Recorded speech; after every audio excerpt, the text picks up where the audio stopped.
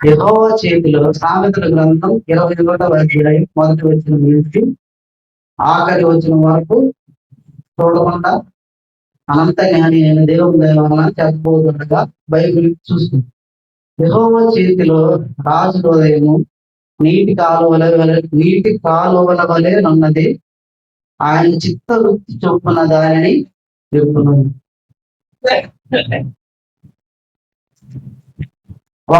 రెండవ వచనం, ఒకడు తనకు ఏర్పరిచి మార్గం ఎట్టిదైనను తన దృష్టికి అది న్యాయముగానే కనబడను. యెహోవా హృదయములను పరిశీలన చేయండి.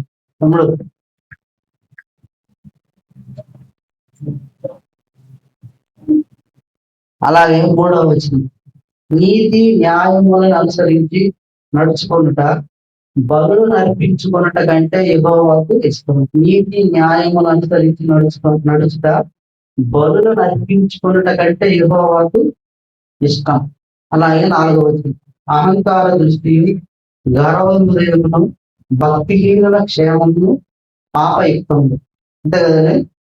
5వ వచనం, శ్రద్ధ గలవారి యోచనలు లాభకరములు, తాలిమి లేక పని చేయవానికి నష్టమే కలుగు.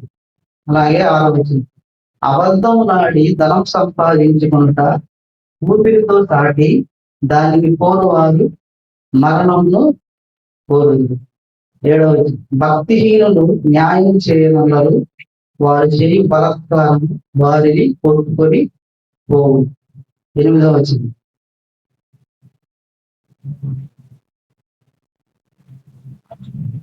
దోషపరుతుని మార్గము మిక్కిలి వంకర మార్గము, పవిత్రుల కార్యము యథార్థం. 10 క్షమించండి 9, గయ్యాలతో పెద్ద ఇంట ఉండుట కంటే మిద్దె మీద ఒక మూలన నివసించుట మేలు. ఎప్పుడు మాటండి.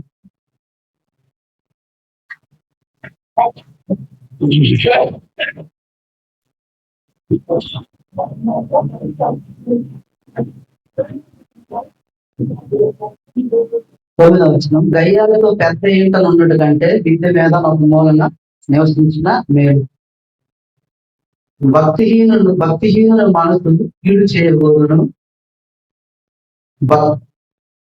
భక్తిహీనులను ఆయన వారు చేయి బలత్కారము వాడు తన పొరుగు వారికైనను దయ తలచుడు. 11వ వచనం, అపహాసకుడు దండింపబడు చూసి జ్ఞానము లేని వారు జ్ఞానం పొందుదురు, జ్ఞానము గలవాడు ఉపదేశం వలన తెలివి నొందును.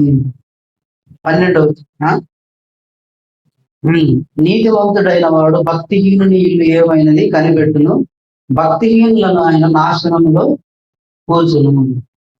అలాగే 13వ వచనం, దరిద్రుల మొర వినక చెవి మూసుకొని వాడు తాను మొరపెట్టినప్పుడు అంగీకరింపబడడు. 14వ వచనం, చాటున ఇచ్చిన బహుమానము కోపమును చల్లార్చును, ఒడిలో ఉంచబడిన కానుక బహు క్రోధమును చల్లార్చును. క్షమించండి, శాంతిపరచు. అలాగే 15వ వచనం, న్యాయమైన క్రియలు చేయక నీతిమంతునికి సంతోషకరము, పాపము చేయవానికి అది భయంకరము. అంతేనండి. 16, వివేక మార్గము విడిచి తిరుగువాడు ప్రేతల గుంపులో కాపురముంది. అలాగే 17వ వచనం, సుఖభోగముల యందు వాంఛగలవానికి లేమి కలుగును, ద్రాక్ష రసమును నూనెను వంచించే వారికి ఐశ్వర్యము కలుగదు. ఎంత మంచి మాట అండి. భక్తిహీనులు క్షమించండి, నీతిమంతుల వరకు భక్తిహీనులు ప్రాయచిత్తం అగుదురు, యథార్థవంతులకు ప్రతిగా విశ్వాసఘాతకులు కోరుడు. 19వ వచనం, ప్రాణము విసిగించు జగడగొంటి దానితో కాపురం చేయుట కంటే అరణ్య భూమిలో నివసించుట లేదు. మంచి దేవుడు యథార్థవంతుడు కదండి, అన్ని రాగించాడు, కానీ మనకు చదువుకోవడానికి కొంచెం బతకిస్తాం. అలాగే 20వ వచనం, విలువ గల ధనమును నూనెను జ్ఞానుల ఇంట నుండును, బుద్ధిహీనుడైన వాడు దానిని వ్యాయపరుచును. నీతిని కృపను అనుసరించువాడు జీవమును ఘనతను జీవమును నీతిని ఘనతను పొందువాడు.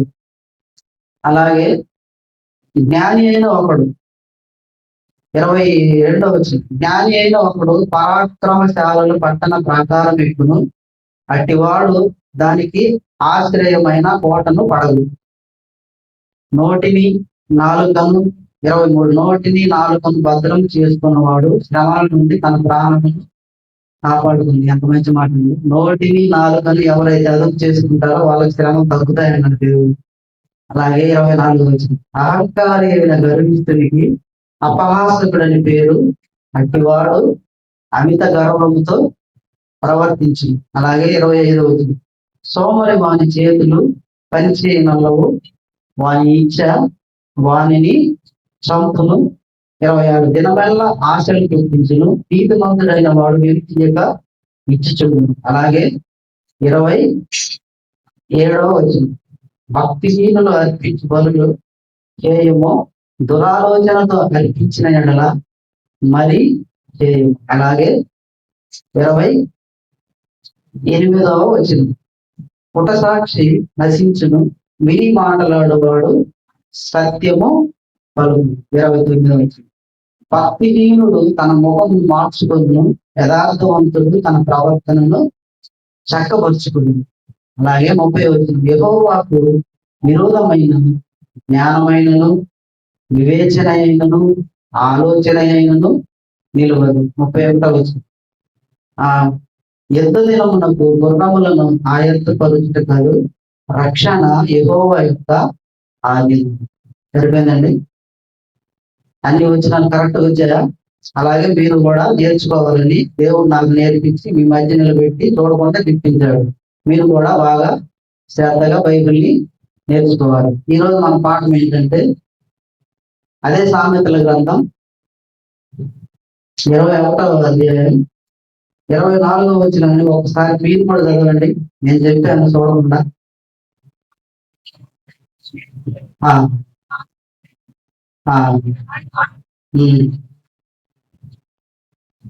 దేవుడు రాపిస్తున్న మాట మంచి మాట, నాకు చాలా ఇష్టం అండి ఈ మాట.